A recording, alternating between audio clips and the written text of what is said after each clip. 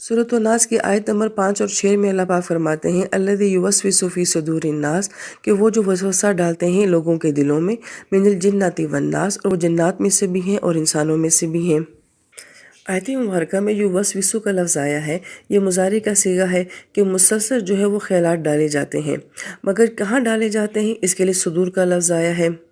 और सुदूर जो है वो ज़र्फ़ मकां है, यानी कि एक जगह का नाम है। मुफस्सिर किराम ये फरमाते हैं कि बज़ाहिर भी अगर देखा जाए तो इंसान का सीना जो होता है वो पसलियों के अंदर होता है, तो गोया कि पसलियाँ जो हैं वो इंसान के सीने का तहफ़्फ़ुज़ करती हैं। और यहाँ पे कुलूब का लफ्ज़ नहीं इस्तेमाल किया गया, क्योंकि कल्ब जो होता है वो सदर के अंदर की जगह को कहा जाता है, लिहाजा कल्ब जो है वो मज़ीद सदर के अंदर है, वो उससे भी ज़्यादा महफूज है। इब्न अब्बास फरमाते हैं रज़ी अल्लाह ताला अन्हु कि शैतान जो ये अमल करता है ये सीनों के ऊपर से करता है, लिहाजा वो जो हमारे दिलों के ऊपर अपनी चोंच से चौंके मारता रहता है वो सीने के ऊपर से करता रहता है। लेकिन बड़ी अहम बात वो ये फरमाते हैं कि सीना खोलता कौन है? खोलता इंसान खुद है। लिहाजा वो सिर्फ बाहर से ख्याल डाल सकता है, वो अंदर कुछ नहीं कर सकता, अंदर इंसान उसको खुद लेकर आता है।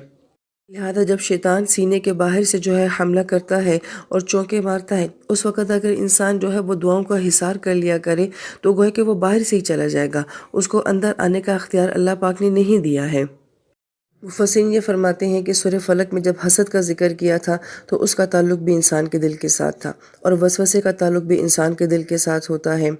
और हसद और वसवसा इन दोनों का ताल्लुक जो है वो शैतान के साथ है, क्योंकि शैतान इंसान से बदतरीन हसद करता है। इससे लफ्ज़ शैतान जो है ये शीत से बना है, और शीत का मतलब होता है कि ऐसी चीज़ जिसको आग मुसलसल जलाती रहे। लिहाजा वो ख़ुद मुसलसल आग का ईंधन बनेगा, तो उसकी कोशिश ये है कि वो भी अपने वसवसों से दुनिया में हमारे दिलों को जलाता रहे, और आखिरत में वो इस वसवसों की वजह से हमें जहन्नुम की आग में जलाए। और इसका दूसरा नाम इबलीस है, और इबलीस जो है वो अबलस से है, और अबलस का मतलब होता है मुनक़ते होना। तो गोया कि ये ख़ुद भी अल्लाह ताला की ज़ात से कटा है, अपनी जन्नत से कटा है। लिहाजा इसकी पूरी कोशिश होती है कि इंसान को भी नेकी से, अच्छी मजालिस से, अच्छे अमाल से और अल्लाह ताला की ज़ात से काटा जाए। जैसा ये ख़ुद अल्लाह ताला की ज़ात से मायूस है, वो इंसान को भी मायूस करने की कोशिश करता है। यहाँ पर मुफस्सिर बहुत अहम ही नुक्ता बयान फरमाते हैं, वो ये कि अगर एक इंसान आपका दुनिया में दुश्मन है, अगर आप तो उसके ऊपर गलबा हासिल कर लेंगे तो आप फातेह बन जाएंगे, कामयाब हो जाएंगे। लेकिन अगर आप हार भी जाते हैं अपने उस दुश्मन से, तो गोया कि आप दुनियावी लिहाज से तो हार गए हैं, लेकिन आखिरत में आप फिर भी कामयाब होते हैं। लेकिन ये जो हमारे ईमान का दुश्मन है, अगर तो हम इससे जीत गए फिर तो कामयाबी है, लेकिन इससे हार जाना ये बहुत बड़ी नाकामी है, ऐसी नाकामी जो कि हमें दुनिया का दुश्मन भी नहीं दे सकता। लिहाजा उस दुश्मनी का फ़ायदा ये है कि वो दुनिया में नुकसान पहुंचाएगा, आखिरत में कुछ नहीं कर सकता। मैं जीत जाऊं तो तब भी मैं फाते हूँ, मैं हार जाऊं तब भी मैं फाते हूँ। लेकिन ये जो बदतरीन दुश्मनी है, अगर मैं इसमें हार गई तो मैं दोनों जहानों में हार जाऊंगी। इसलिए हर चीज़ के ऊपर समझौता किया जा सकता है, मगर ईमान के ऊपर समझौता नहीं किया जा सकता। लिहाजा सूरह नास का जो मामला है ये बहुत हसास मामला है, क्योंकि इसमें वो हमारे ईमान को नुकसान पहुंचाना चाहता है, जो हमारी सबसे कीमती मता है। इसी को हदीस पाक में बयान किया गया है कि इंसान अल्लाह ताला से बहुत सारी दुआएं मांगता है, और शैतान हमारी दुआएं सुनता रहता है। उसको हमारी दुआओं से कोई फ़र्क नहीं पड़ता, उसको इवन हमारी नेकियों से भी कोई इतना ख़ास फ़र्क नहीं पड़ता, क्योंकि वो जानता है कि इससे अगर मैंने कोई एक ख़ास बड़ा गुनाह करवा लिया तो इसकी ज़िंदगी की नेकियां जो है वो ज़ाया हो जाएंगी। लेकिन जब इंसान ये दुआ करता है कि अल्लाह ताला मुझे ईमान की मौत नसीब फरमाना, तो उस वक़्त वो अपने सर में खाक डालता है और ये कहता है कि हर दुआ मांग ले, मगर ये दुआ ना मांग के अल्लाह तुझे ईमान की मौत दे। इसलिए सारी ज़िंदगी तो ये हमारे ज़हनों में वसवसे डालता रहता है, लेकिन इसका काम जो अपने उरूज पर होता है वो इंसान की मौत के वक्त में होता है। हदीस पाक का मफ़हूम है कि उस वक्त में शैतान पूरा ज़ोर लगाता है कि किसी तरीके से इंसान अपने ईमान से फिर जाए, और उस वक़्त इंसान इस किस्म की जिस्मानी तकलीफ़ में मुब्तला होता है कि ऐन मुमकिन है कि इंसान इसकी बात मान ले। फिर हदीस पाक में आता है कि वो हमारे प्यारों की शक्ल में आता है, माँ बाप की शक्ल में आता है, किसी और प्यारे की शक्ल में आता है, और आकर ये कहता है कि ईमान से फिर जा, कलमे को छोड़ दे। और उस वक़्त अगर इंसान कमज़ोर पड़ जाए तो वो गोया कि हमारे ईमान को बर्बाद कर देता है। इसलिए तो नबी साहब ने फरमाया है कि जिस शख्स को मरते वक्त कलमा नसीब हो जाता है उसका अगला कदम जन्नत में होता है। अब ये कौन जाने कि किस इंसान को मरते वक्त कलमा नसीब होता है या नहीं होता है। پھر حدیث پاک کا مفہوم ہے کہ ہر انسان کے گھر میں دن میں 7 مرتبہ یا 5 مرتبہ موت کا فرشتہ لازمی آتا ہے، بلکہ بعض روایت میں آیا کہ یہ 5 وقت جو ہوتے ہیں یہ نمازوں کے وقت ہوتے ہیں، لہٰذا 5 وقتوں میں آ کے ملک الموت یہ دیکھتا ہے کہ انسان کس طرح کی نماز پڑھ رہا ہے، لہٰذا وہ جس طرح کی نماز پڑھتا ہے تو ملک الموت کہتا ہے کہ جیسی خوبصورت تم نماز پڑھ رہے ہو ایسی خوبصورت موت بھی میں تمہارے پاس لے کر آؤں گا۔ اور اگر انسان غافل ہوتا ہے یا غفلت کی نماز پڑھ رہا ہوتا ہے تو وہ یہ کہتا ہے کہ جس طرح سے تم اپنی نماز سے غافل ہو میں تمہارے پاس موت بھی ایسی ہی غافل لے کر آؤں گا۔ لہٰذا بعض اوقات ایسی اچانک موت آتی ہے کہ انسان کو معافی مانگنے کی نوبت بھی نہیں ملتی ہے، لیکن بعض اہل علم نے یہ فرمایا کہ یہی 5 وقتوں کے فرشتے جو اس کی نماز کے فرشتے ہوتے ہیں موت کے وقت انسان کے پاس آ جاتے ہیں، اور جب شیاطین ان فرشتوں کو دیکھتے ہیں تو وہاں سے بھاگ جاتے ہیں، اور وہ فرشتے یہ کہتے ہیں کہ نہیں، یہ ساری زندگی اپنے رحمان کو سجدہ کرتا رہا ہے، تم آج اس کے ایمان کو ضائع نہیں کر سکتے۔ یہاں پہ اہل علم یہ بھی بیان فرماتے ہیں کہ شیاطین جو ہوتے ہیں یہ ملائکہ سے بہت ڈرتے ہیں کہ جو ہی فرشتوں کو دیکھتے ہیں ان جگہوں سے بھاگ جاتے ہیں، جیسے کہ ہم نے پہلے بھی پڑھا کہ آسمان کے فرشتے تو انہیں شہاب ثاقب مارتے ہیں اور یہ بھاگتے ہیں ان سے۔ اسی لیے اپنی زندگی میں اس روحانی مخلوق کے ساتھ تعلق رکھیں، اور پھر ان روحانی مخلوق کے ساتھ تعلق کیسے رکھنا ہے اس کے طریقے اللہ پاک نے ہمیں بتائے ہوئے ہیں۔ حافظ ابن قیم رحمۃ اللہ فرماتے ہیں کہ جب ایک انسان اپنے گھر کے اندر نماز پڑھتا ہے تو اس کے پیچھے جو فرشتے نماز پڑھتے ہیں وہ اتنے بلند و بالا ہوتے ہیں کہ جیسے کہ یہ پہاڑ ہوتے ہیں۔ جس گھر میں تلاوت کی جاتی ہے تو وہاں پہ سیاح فرشتے آ جاتے ہیں۔ نیک مجالس میں خاص اللہ کے فرشتوں کا نزول ہوتا ہے جو خاص اس مجلس کے فرشتے ہوتے ہیں۔ انسان جب گھر سے دعا پڑھ کے نکلتا ہے تو 70,000 فرشتے اس کے ساتھ ہو جاتے ہیں، کسی کی تیمارداری کرنے جاتا ہے تو وہاں پہ فرشتے اس کے ساتھ ہو جاتے ہیں، جب انسان وضو کر رہا ہوتا ہے تو فرشتے ایک چادر پکڑ کے نورانی 4 کونوں کے ساتھ اس کے سر کے اوپر کھڑے ہو جاتے ہیں۔